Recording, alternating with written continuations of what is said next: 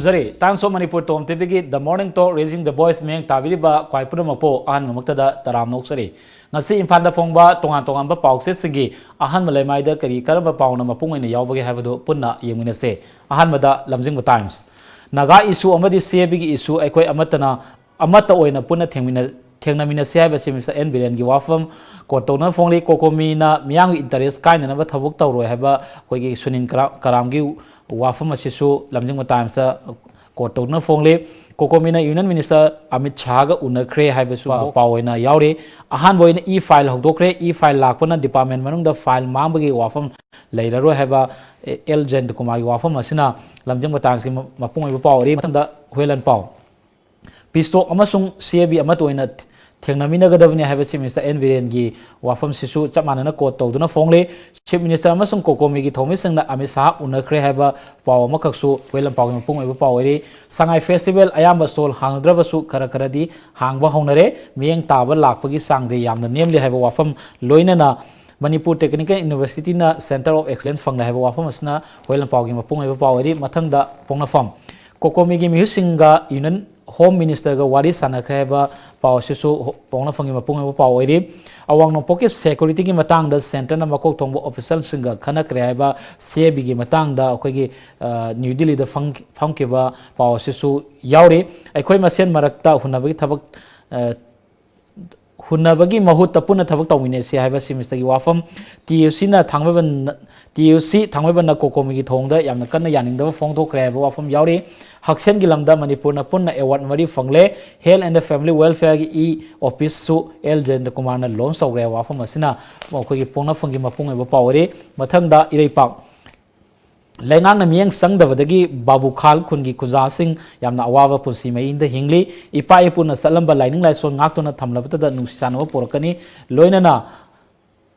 Police ki mamang maktada lalawo singna gari dagi sen mulle haba pawsna ireba ki mapung eba pawri mathangda Sangai Express isu khudimak punna thengna mina se haba semisa gi wafam ai ba oina thajaba pinna ba home minister da taksilagani haba khoi kokomi wafam asisu yaure Sangai Festival mi itak tak le haba paw masisu yawbag loina yellow masana sing yokatli haba sports minister khoi gi Kiran Rijiju gi wafam asisu ko tawduna fongle Kokomigi Kongjang Saruk Yakiro have a pawsina Sangai Express ki mapung eba pawri matangda Sanalaipak CM Amasung Kokomigi Timna Delhi da Union Home Minister Unakre Chuchampur Maikai da su apun bagi saktam da singna ragle JTC semo have demand tawraduna Chuchampur da release have wafam asisu yauri Sangai Festival Pakthong from da mi itin tindre have wafam asisu akhoi yauri State Health Society Manipur da e-office hangtokre haba pawsina sanale paki mapung eba pawri mathangda nahrong thodam naga pistok amasung CAB gi isu laiminari ba ekoi masen hunarga warasen purakpa ngamro haba semester gi wafam asi kotona fongle naga pistok ki warasen da Manipur gi interest sokada wafam mata compromise tawro haba sunin karamgi wafam KRA ni chingnaba singna tafo gi taxation office mamang da passenger sing dagi ayawba sempham mullore haba pawsisu court tawduna yaure rape victim sing masing yam laiba khunai adu kaidong da chokhat pakha oiro haba M Sobita gi wafam asna naron tawdang gi pawri aroibada Steel Express Sangai Festival gi athingba handokta likai tadri amisaga unarunaba semester yauna kokomigi team Delhi gi infan thadokre Manipur Technical University gi ahanba Cyber Center of Excellence leiragani haba pawsisu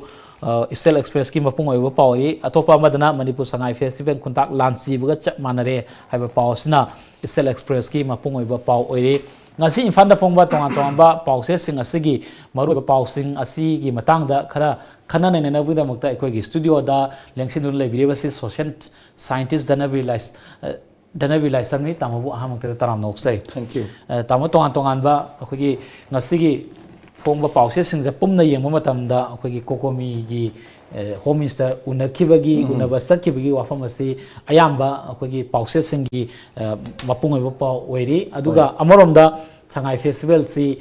kuntak lansi haba wafam asu yauri yamna nungaiba akhoi anauba haiba tare akhoi e-office na medical department gi oiba akhoi tonganba portal lama hangtokpagi wafam su ngasi gi mapung eba pawsing da yauri adubu ahan da tamo home minister unagibagi pawsi ꯑꯩꯈꯣꯏꯅ ꯉꯔꯥꯡꯁꯤ ꯅꯨꯡꯗꯥꯡ ꯄꯨꯡ 10ꯗꯒꯤꯅ 12 ꯐꯥꯎꯕꯁꯤ ꯑꯍꯥꯟꯕ ꯃꯛꯇꯗ ꯀꯣꯀꯣꯃꯤꯒꯤ ꯃꯤꯑꯣꯏ 53ꯅ ꯆꯥꯕꯁꯤ ꯎꯅꯈ꯭ꯔꯦ ꯑꯗꯨꯒꯤ ꯃꯇꯨꯡꯗ chief ꯃꯤꯅꯤꯁꯇꯔꯁꯤ ꯇꯣꯉꯥꯟꯅ ꯎꯅꯩ ꯍꯥꯏꯕꯒꯤ ꯄꯥꯎ ꯂꯩꯔꯤ ꯎꯅꯕꯗꯨꯗ ꯏꯖꯨꯀꯦꯁꯟ ꯃꯤꯅꯤꯁꯇꯔ ꯔꯥꯙꯦ ꯁꯥꯝꯁꯨ ꯌꯥꯎꯏ ꯍꯥꯏꯕꯒꯤ ꯋꯥꯐꯝ ꯑꯃ ꯂꯩꯔꯤ ꯍꯧꯖꯤꯛꯁꯤ ꯊꯥ ꯑꯁꯨꯛ ꯀꯨꯏꯔꯕ ꯃꯇꯝꯁꯤ ꯁꯨꯃꯥꯏꯅ ꯆꯔꯥꯡꯅꯔꯒ ꯁꯨꯝ ꯂꯩꯕꯁꯤ ꯑꯩꯈꯣꯏꯅ ꯇꯪꯗꯨ ꯂꯩꯇꯥꯗꯕ ꯑꯃꯈꯛ ꯁ꯭ꯇꯦꯠ ꯑꯁꯤꯗ ꯂꯩꯕꯁꯤ ꯃꯇꯝ ꯀꯨꯏꯔꯛꯂꯦ ꯑꯗꯨꯕꯨ ꯀꯣꯀꯣꯃꯤꯅ ꯎꯅꯈꯤꯕꯁꯤ ꯃꯁꯤꯒꯤ ꯑꯆꯧꯕ ꯑꯩꯈꯣꯏꯒꯤ ꯁ꯭ꯇꯦꯠꯃꯦꯟ ꯑꯃꯈꯛꯇꯤ ꯀꯔꯤ ꯍꯥꯏ ꯋꯥꯔꯤ ꯁꯥꯟꯅꯈꯤꯕꯒꯦ ꯍꯥꯏꯕꯗꯨꯗꯤ ꯐꯣꯡꯗꯣꯔꯛꯄꯗꯤ ꯂꯩꯇ꯭ꯔꯤ ꯑꯗꯨꯕꯨ ꯑꯩꯈꯣꯏꯅ ꯃꯁꯤ ꯄꯣꯖꯤꯇꯤꯚ ꯑꯣꯏꯅ ꯌꯦꯡꯕ ꯌꯥꯕꯒꯤ ꯃꯑꯣꯡ ꯂꯩꯕ꯭ꯔꯥ ꯅꯠꯇ꯭ꯔꯒꯅ ꯀꯃꯥꯏꯅ ꯌꯦꯡꯕ ꯌꯥꯏ ꯈꯤꯇꯪ ꯍꯥꯏꯕꯤꯌꯨ ꯁꯦꯟꯇꯔꯒꯤꯗꯤ ꯑꯗꯨꯝ ꯆꯞ ꯃꯥꯟꯅꯩ ꯍꯥꯏꯔꯛꯀꯗꯣꯏꯁꯦꯀꯣ ꯃꯅꯤꯄꯨꯔꯒꯤ ꯑꯄꯨꯟꯕꯒꯤ ꯁꯛꯇꯝ ꯀꯥꯏꯍꯜꯂꯣꯏ ꯑꯗꯨꯒ ꯃꯅꯤꯄꯨꯔꯒꯤ ꯃꯥꯒꯤ ꯀꯩꯒꯨꯝꯕ ꯂꯝ ꯁ꯭ꯇꯦꯠꯀꯤ ꯃꯥꯒꯤ ꯏꯟꯇꯔꯦꯁ ꯁꯣꯛꯄ ꯌꯥꯎꯔꯒꯗꯤ ꯑꯩꯈꯣꯏ ꯑꯗꯨꯝ ꯇꯥꯟꯅ ꯇꯤꯛꯅ ꯇꯧꯔꯤꯁꯤꯅꯤ ꯊꯣꯏꯗꯣꯛꯅ ꯁꯣꯜꯂꯣꯏꯅ ꯑꯗꯨꯝ ꯍꯥꯏꯔꯛꯀꯅꯤ ꯆꯞ ꯃꯥꯟꯅꯩ ꯆꯤꯐ ꯃꯤꯅꯤꯁꯇꯔꯅ ꯎꯅꯔꯨꯔꯁꯨ ꯑꯗꯨ ꯑꯗꯨꯝ ꯇꯥꯏ ꯑꯗꯒꯤꯗꯤ ꯑꯣꯄꯣꯖꯤꯁꯟ ꯄꯥꯔꯇꯤꯒꯤ ꯃꯤꯅ ꯎꯅꯔꯨꯔꯁꯨ ꯑꯗꯨꯝ ꯇꯥꯏ ꯑꯩꯈꯣꯏꯒꯤ ꯑꯉꯥꯡꯁꯤꯡ ꯃꯔꯨꯑꯣꯏꯅ ꯑꯉꯥꯡꯁꯤꯡ ꯍꯥꯏꯕꯗꯤ ꯌꯥꯗ꯭ꯔꯦꯀꯣ ꯑꯩꯈꯣꯏꯒꯤ ꯀꯣꯔ ꯀꯣꯃꯤꯒꯤ ꯃꯤꯍꯨꯠꯁꯤꯡꯅ ꯆꯠꯂꯤꯗꯨꯁꯨ ꯍꯣꯔꯦꯟ ꯍꯥꯏꯔꯛꯀꯗꯣꯏꯁꯦ ꯑꯗꯨꯗꯤ ꯆꯞ ꯃꯥꯟꯅꯩ ꯃꯣꯏꯅ ꯄꯥꯝꯕꯕꯨꯗꯤ ꯑꯏꯕ ꯏꯟ ꯑꯃ ꯄꯤꯌꯨ ꯍꯥꯏꯕꯅꯤꯗꯅ ꯑꯏꯕ ꯑꯃ ꯄꯤꯔꯒ ꯃꯗꯨ ꯑꯩꯈꯣꯏꯒꯤ ꯃꯅꯤꯄꯨꯔꯒꯤ ꯑꯦꯅꯤ ꯏꯟꯇꯔꯦꯁ ꯄꯣꯂꯤꯇꯤꯀꯦꯜ ꯑꯣꯏꯒꯦꯔꯥ ꯏꯀꯣꯅꯣꯃꯤ ꯑꯣꯏꯒꯦꯔꯥ ꯀꯣ ꯁꯦ ꯑꯦꯗꯃꯤꯅꯤꯁꯇ꯭ꯔꯦꯇꯤቭ ꯁ꯭ꯇ꯭ꯔꯛꯆꯔꯒꯤ ꯑꯣꯏꯒꯦꯔꯥ ꯑꯦꯅꯤ ꯑꯄꯨꯟꯕꯒꯤ ꯄꯣꯠ ꯂꯩꯔꯤꯁꯤ ꯀꯥꯏꯗꯅꯕ ꯀꯥꯏꯗꯕ ꯍꯥꯏꯗꯨ ꯃꯣꯏꯅ ꯑꯏꯕ ꯑꯣꯏꯅ ꯄꯤꯌꯨ ꯑꯣꯏꯅ ꯍꯥꯏꯕꯗꯨꯗꯤ ꯑꯩ ꯄꯤꯔꯛꯑꯔꯣꯏꯅ ꯈꯜꯂꯦ ꯆꯨꯝꯅ ꯆꯤꯟꯗ ꯋꯥꯔꯤ ꯁꯥꯕꯗꯤ ꯁꯥꯔꯅꯤ ꯑꯗꯨꯕꯨ ꯉꯔꯥꯡꯁꯤ 10-15ꯗꯒꯤꯅ 11 ꯐꯥꯎ ꯁꯥꯕ ꯍꯥꯏꯁꯦ more than 45 minutes ꯀꯨꯝꯕ ꯑꯗꯨꯝ ꯋꯥꯔꯤ ꯁꯥꯏꯀꯣ ꯌꯥꯝ ꯁꯥꯡꯅ ꯁꯥꯏ ꯑꯗꯨꯅ ꯁꯥꯡꯅ ꯁꯥꯕꯅꯤꯅ ꯑꯩꯅ ꯈꯪꯖꯕꯗ ꯆꯠꯂꯤꯕ ꯃꯌꯥꯝꯁꯤꯡꯗꯨꯗ ꯀꯟꯁꯜꯇꯦꯟꯁꯁꯨ ꯌꯥꯎꯔꯤ ꯆꯠꯂꯤꯕꯁꯤꯡꯗꯁꯨ ꯑꯩꯈꯣꯏꯒꯤ ꯃꯅꯤꯄꯨꯔꯒꯤ ꯂꯩꯔꯤꯕꯁꯤꯡꯁꯤ ꯌꯥꯝ ꯃꯃꯨꯠ ꯇꯥꯅ ꯈꯪꯕ ꯀꯣꯔ ꯀꯣꯃꯤꯒꯤ ꯃꯤꯍꯨꯠ ꯌꯥꯎꯔꯤꯀꯣ ꯑꯗꯨꯅ ꯌꯥꯝꯅ ꯁꯥꯡꯅ ꯐꯖꯅ ꯃꯅꯤꯄꯨꯔꯒꯤ ꯂꯩꯔꯤꯕ ꯃꯤꯌꯥꯝꯅ ꯄꯥꯝꯕ ꯄ꯭ꯔꯣꯕ꯭ꯂꯦꯝꯁꯤꯗꯤ ꯌꯥꯝ ꯐꯖꯅ ꯑꯩ ꯂꯤꯔꯝꯅꯤ ꯈꯜꯂꯤ ꯌꯥꯝ ꯀꯦꯇꯦꯒꯣꯔꯤꯀꯦꯜꯂꯤꯀꯣ ꯑꯗꯨ ꯌꯦꯡꯕꯤꯔꯒ ꯃꯣꯏꯅ ꯄꯤꯕ ꯋꯥꯐꯝꯗꯨ ꯉꯔꯥꯡꯃꯛꯁꯤꯗ ꯌꯥꯝ ꯅꯨꯡꯉꯥꯏꯕ ꯑꯣꯏꯔꯒꯗꯤ ꯍꯥꯏꯕꯗꯤ ꯑꯏꯕꯗꯨꯃꯛ ꯄꯤꯔꯛꯑꯒꯗꯤ ꯉꯔꯥꯡꯁꯦ ꯑꯗꯨꯝ ꯐꯣꯀꯁ ꯇꯧꯔꯛꯀꯅꯦꯕ ꯃꯔꯝꯗꯤ ꯃꯣꯏꯅ ꯀꯟꯅ ꯇꯛꯆꯕ ꯄꯣꯠ ꯑꯃ ꯌꯥꯝꯅ ꯐꯖꯕ ꯄꯣꯖꯤꯇꯤꯚ ꯔꯦꯁꯄꯣꯟꯁ ꯑꯃ ꯄꯤꯔꯛꯄ ꯍꯥꯏꯁꯦ ꯄꯥꯎ ꯊꯨꯅ ꯇꯝꯅꯤꯡꯉꯤ ꯄꯥꯎ ꯊꯨꯅ ꯈꯪꯍꯟꯅꯤꯡꯉꯤꯗꯅ ꯑꯗꯨꯗ ꯉꯁꯤ ꯊꯣꯛꯂꯛꯑꯒ ꯄ꯭ꯔꯦꯁ ꯀꯟꯐꯔꯦꯟꯁ ꯑꯃ ꯇꯧꯔꯒ ꯍꯥꯏꯒꯅꯤ ꯍꯥꯏꯔꯤꯁꯦ ꯄ꯭ꯔꯦꯁ ꯀꯟꯐꯔꯦꯟꯁꯇꯨꯒꯤ ꯉꯥꯛꯑꯒ ꯊꯝꯕꯁꯨ ꯌꯥꯏ ꯑꯗꯨꯒ ꯑꯩꯅ ꯊꯥꯖꯕꯗꯗꯤ ꯄꯤꯔꯛꯏꯕ ꯋꯥꯐꯝꯗꯣ ꯑꯗꯨꯗꯤ ꯍꯣꯔꯦꯟ ꯁꯣꯏꯗꯅ ꯂꯤꯔꯅꯤ ꯑꯗꯨꯒ ꯋꯥꯐꯝꯗꯨꯃꯛꯇꯤ ꯅꯍꯥꯟꯈꯩ ꯉꯥꯡꯕꯒꯁꯨ ꯆꯞ ꯃꯥꯟꯅꯅꯦ ꯈꯜꯂꯦꯕ ꯃꯣꯏꯒꯤ ꯁꯦꯟꯇꯦꯟꯁ ꯑꯃꯈꯛꯇꯅꯤ ꯃꯅꯤꯄꯨꯔꯒꯤ ꯏꯟꯇꯔꯦꯁ ꯁꯣꯛꯄ ꯀꯥꯏꯍꯜꯂꯣꯏ ꯑꯗꯨꯒ ꯁ꯭ꯇꯦꯛ ꯍꯣꯜꯗꯔꯁꯤꯡ ꯋꯥꯔꯤ ꯁꯥꯔꯤꯁꯤꯅꯤ ꯑꯗꯨꯅ ꯁ꯭ꯇꯦꯠꯁꯤꯡꯒꯤ ꯑꯃꯠꯇ ꯁꯣꯜꯂꯣꯏ ꯈꯣꯠꯂꯣꯏ ꯍꯥꯏꯕꯗꯨ ꯑꯗꯨꯝ ꯍꯥꯏꯔꯛꯀꯅꯤꯀꯣ ꯑꯗꯨ ꯕꯤꯖꯦꯄꯤꯒꯤ ꯃꯥꯒꯤ ꯍꯧꯖꯤꯛ ꯇꯧꯔꯤꯕ ꯃꯑꯣꯡꯁꯤ ꯌꯦꯡꯉꯒꯗꯤ ꯃꯍꯥꯔꯥꯁꯇ꯭ꯔꯒꯤ ꯇꯧꯔꯤꯁꯤ ꯌꯦꯡꯉꯨꯅ ꯀꯥꯁꯃꯤꯔꯒꯤ ꯇꯧꯈ꯭ꯔꯤꯁꯤ ꯌꯦꯡꯉꯨꯀꯣ ꯑꯗꯒꯤꯗꯤ ꯇꯧꯕꯒꯤꯗꯤ ꯉꯁꯤꯃꯛꯁꯤꯅꯦꯕ ꯁꯨꯄ꯭ꯔꯤꯝ ꯀꯣꯔꯠꯅ ꯔꯥꯏ ꯂꯥꯎꯊꯣꯛꯀꯗꯣꯏꯁꯦ ꯍꯥꯎꯁ ꯐꯝꯗꯣꯏꯁꯦ ꯍꯥꯎꯁ ꯐꯝꯕꯗ ꯍꯣꯔꯦꯟ ꯅꯝꯗꯅ ꯁꯦꯝꯃꯁꯨ ꯃꯥꯒꯤ ꯔꯨꯂꯤꯡꯒ ꯑꯣꯄꯣꯖꯤꯁꯟꯒ ꯐꯝꯅꯔꯛꯄꯗꯗꯤ ꯀꯅꯥꯅ ꯈꯪꯅꯤ ꯑꯗꯨꯗꯗꯤ ꯆꯤꯡꯕ ꯌꯥꯄꯣꯟꯇꯦꯗꯅ ꯑꯗꯨꯒꯨꯝꯕ ꯃꯇꯥꯡꯗꯨꯁꯨ ꯂꯥꯏꯗꯕ ꯑꯗꯨꯅ ꯑꯩꯅ ꯈꯟꯕꯗ ꯃꯣꯏ ꯑꯗꯣꯝꯗ ꯌꯥꯝ ꯊꯋꯥꯏ ꯌꯥꯎꯔꯝꯅꯤ ꯈꯜꯂꯦ ꯑꯩꯈꯣꯏ ꯎꯅ ꯈꯣꯠꯅꯕꯁꯤꯗꯤ ꯇꯧꯗ ꯌꯥꯗꯕꯒꯤ ꯇꯧꯕ ꯑꯣꯏꯔꯝꯅꯤ ꯈꯜꯂꯤꯀꯣ ꯑꯗꯨꯒ ꯎꯅꯔꯤꯕꯁꯤꯁꯨ ꯍꯣꯝ ꯃꯤꯅꯤꯁꯇꯔꯅ ꯏꯅꯤꯁꯤꯌꯦꯠ ꯇꯧꯗꯅ ꯌꯥꯝ ꯄꯥꯝꯅꯀꯣ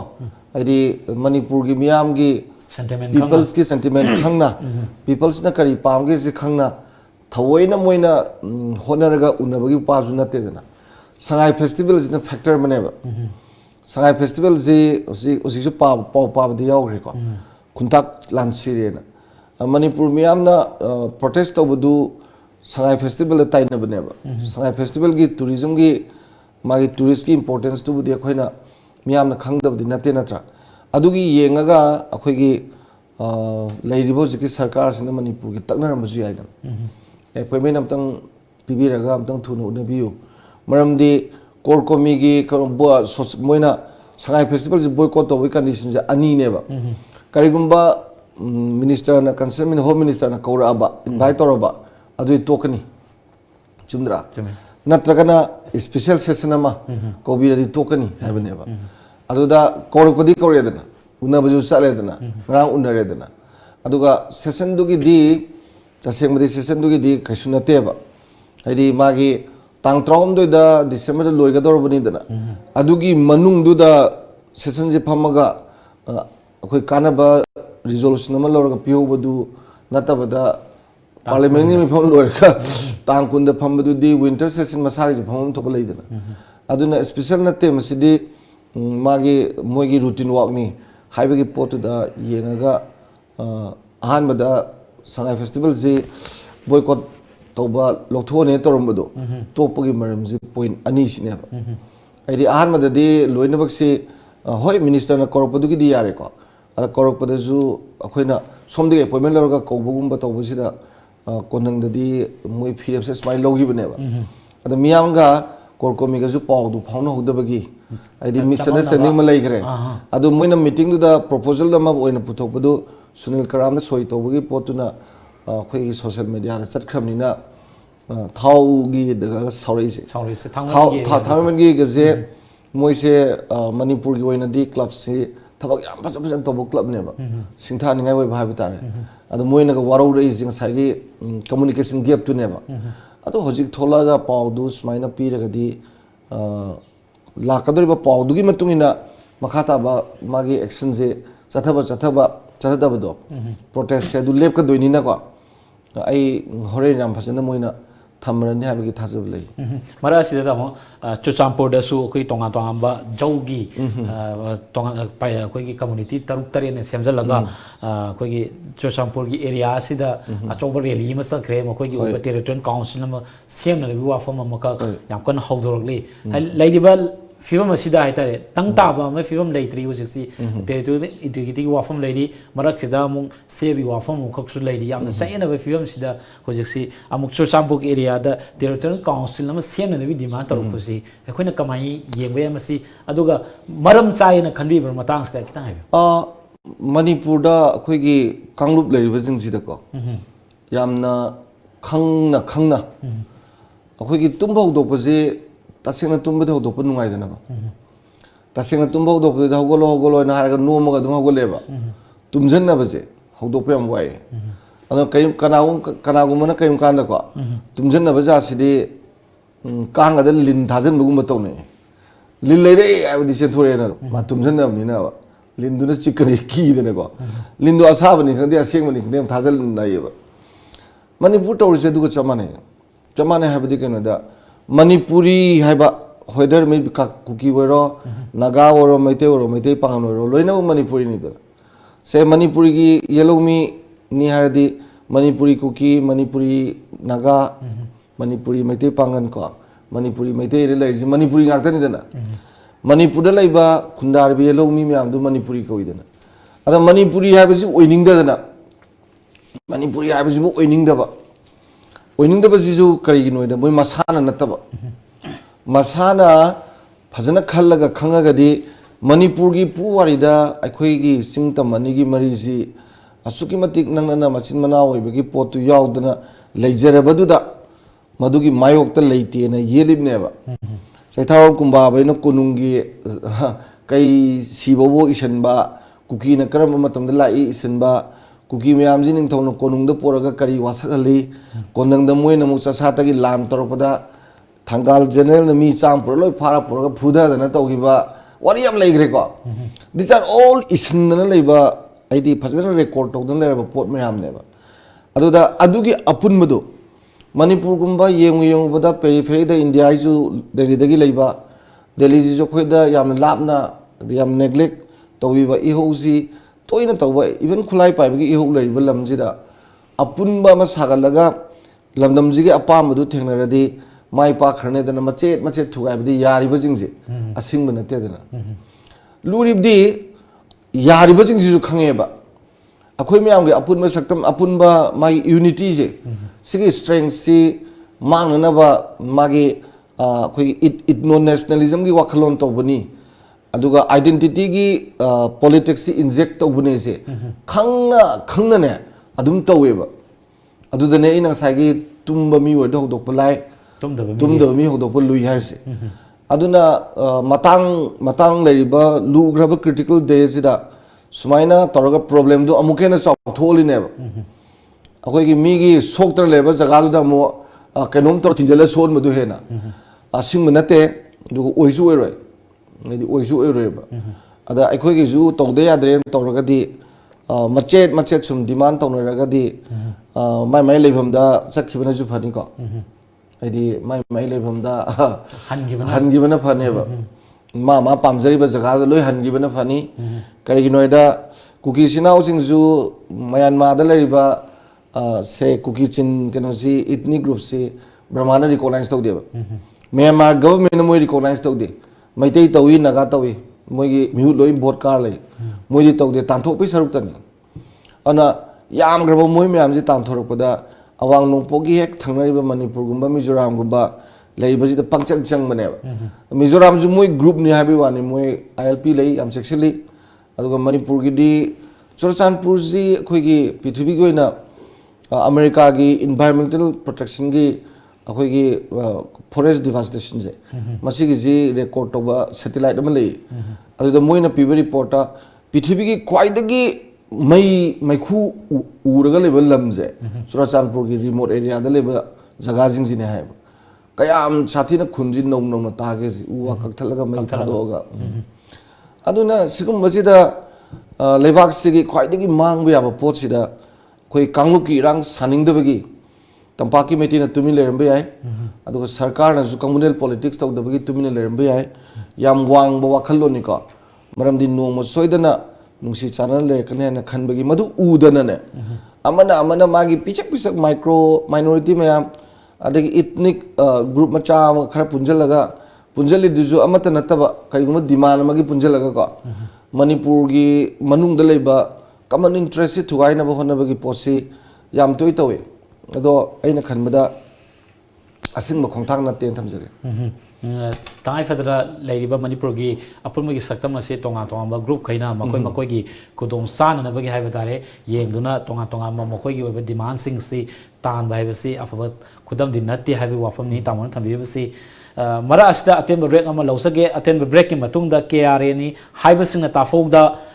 colleagues tafogi taxation office mangda akogi passenger sing dagi ayawba senfam mulawre haiba wafam loina na haksen gi lamda Manipur na punna award mari fangle haiba si amuk naina sagi atem break am tak lausage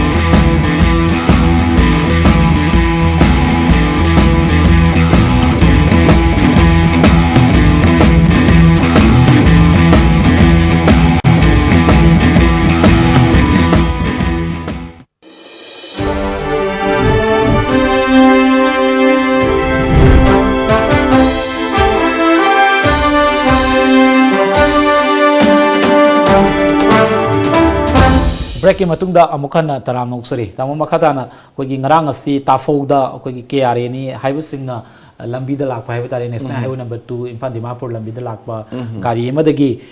ayawba kogi paisa senfam mayam amakak passenger sing dagi mulawre haiba wafam yauri adu tongan ba pause sing report ki matung ni di mafam da leiba Manipur police ki kanggo sing si yengduna lei haiba wafam makak court toraga tongan pause sing da fongli mara asida akogi he national highway sing si loot part toba maroina su da leiba kanggo natraga na husi ceasefire toba kanggo sing nei he tolaga loot part toba si akoina matam sang na sathral wafam ni masi anoba madi oidre haiba ta adu Manipur police ki oiba tonga ba police station sing leiri outpost sing leiri loina na su toba chanara leiri framework agreement toraga leiri mayam se leina makhoi openly oina tholaga sankhai thungai toba dhaf toba kihan bagi thabak si masida ekoi gi state ki oiba security lapses lein lobi bra natraga masi negligence ne lobi rakna hai negligence sunate lab sunate ki bani ata akoi de tampak ki jaga sing sida din police na ki da bji sing da di loi ki police na te security for asama falsu tongan ba mui mamang da atani tor miams loi na bagsi ko ada masida yam nungai rib di any magi peace talk chathariba organization oro suda lebo oro moigi ground rules khadi leiri natra ground rules singsi moiga nomai kapna daba moida son daba ngai di loi yai praja da awa pipu du di moju tumina dum yeng ado ground rules da du yaw nate kaidu bagi suda leraga degdi santi gi wari saba leraga moi pesa nunti khai doin ado hojikti asidagi moi hen kalakini maramdi Christmas naksale natra ayam matamda akhoi highway sing sida lut tawri sing sinau lalobana tawri sing je ayam Christmas maya da ne Christmas naksale abni uji tawrani amna masida nungai tabadi sida ngasi bawda magi union government na ko state government na magi subu oro adagi hairiba magi peace deal leiba oiro sida moina masida my ground rules si thugai khotkai haibagi da wari sana dana khona dana madu tawbugi posi masure leite natra hanagi wari sadringi mamang adagi su leite mamang da tawdu cha mane kem khena de prajal diam wai heba aduna santi gi wari sabaje lalo bana nungmai kapak tabagi security force nungai badu mangai re aduga prajadi wai ba adai moina lawri paisa amsa lawdo da phu buju yorum maduda kaiguma khara mitna khatang kanna yeng buju kauthara phu ba net pi masi yam toy to buje masi da khoina policing gi loves policing gi negligence kam natana yam kiba male kirisi kai noida singdadi natraga maitei maitei pangal gi sinau singur ko kaim kanda sumaina any security force samana natragana khoi policing na kaigum to kanda community me amji omjal laga ta moigi mathakta ekta tawbuji am tawidana adumaina tawbuji khoina toina thengnarakpanina kaidouruga no na sum leibi mong male khandokpa ma adu masi tasengmadi thengnabam di thokpane kaiginoida welfare state ina mi mana magi noksumdagina mongpham bobuda hingjari basida social security ji fajana pibagi pandamji 100% pigadabne state government asu mari lena bakogi su sanari ba kangu gi interlocutor leiri degi center gi agreement sign to leinari bane mafam dasu haibagi sakti si khara son barar kano haidana tumina dum leithopagi ayam tum haidaba hairaga kauna khonaraga mawari sanaraga di matung taba muk toraga di khigi su tonari ba moigi body jing government ka interlocutor ga toraga amuhna wari sara saraga toroidaba pot tawda pot khanaba yaidana adu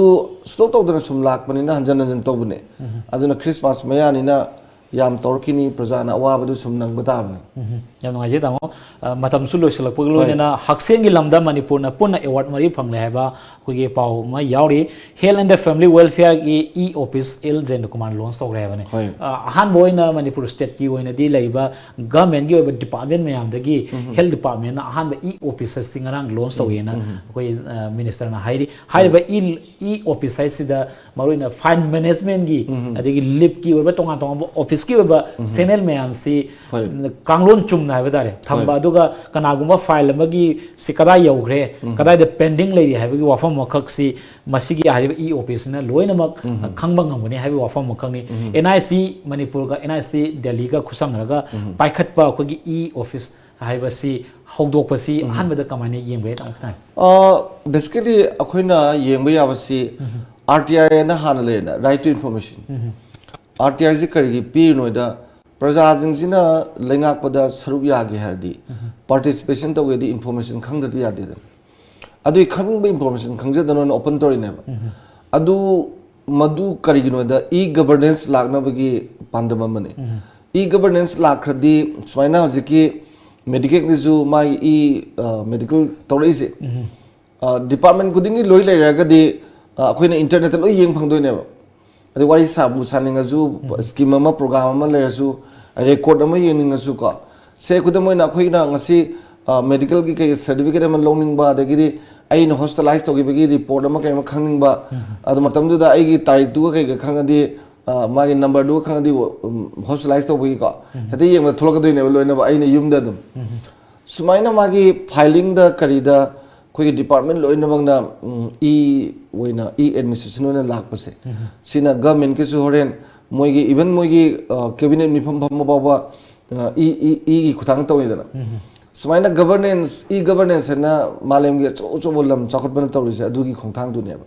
aduna magi department na sigi hiram jida thawai option pa hare yam phai kale rims ta ne sei taragi mamang da leihiba record sing thibi am wai ba thibudi thini matam changi pudi puthoi moi record room ji sa no phajan thang systematically thami ko manual je adubu computer da loi half khi bai se sidi khudak je da khang ni do aduna simaina tawji matam gi chanaba amani aduna ain khanjabada yamna hen miyam da convenient oini khali ada simaina mantri na simain pangthok bu jam phai phangbiri be awards jam phai ko maroina hepatitis ki adagi palliative care gi ko adum yamna ade hu gi mai objective ma tawbi gi phangma ko ai khanmada adum phai adu paisa yaw ma diam phane khali paisa yaw bai pauli ta dre natra ado si bo bigi mamangi matam dadi crore chahum ga phangba toin phangge ba adu mana aduna ju hospital sa ba khotpa ma yam togi dana adugi thoina budget ta kaida kai thokpa adi thadar punatana sumaina concern minister jing hona bidana manipur gi adagi di amana manipur gi di paya bo ni state mayam gi yengnaru da khoi doctor jing se yamna phabane ada khoi praja jing jina hospital da ula di mi si bu sya ro ya bi mong da amu irang thokwa ne ba aduga atai lam ge yengnaru da khoi doctor jing yam phabane khuju khulai jing ji he na leram ni no jikti yam he na pharabane ba laibu yam phaba ha ba tare ko health maroina health department sidadi thangna thangna haiba tare sahi kharasti mamangi tamgi leptana dum tonga ba award sing fangi aduga maroina infant mortality rate su yam phayeba aduna laidiba health sector sidadi anoba miyamna pamba miyamna khanjaba asadu fangi haibagi achoba khudam mani tamo yam ngai se ngasi ekta phongba tonga pauses singi ahan malai mai diawba maroiba pausing asingi matangda tamoge bo wakalon kha phongdok piramagi dama angphai letana thagatpa phongdok sari thank you ngasi ge onedi tom tebina kudon tamjaba the morning talk raising the voice meng tabiriba khwai punamapo amukhana kurumjari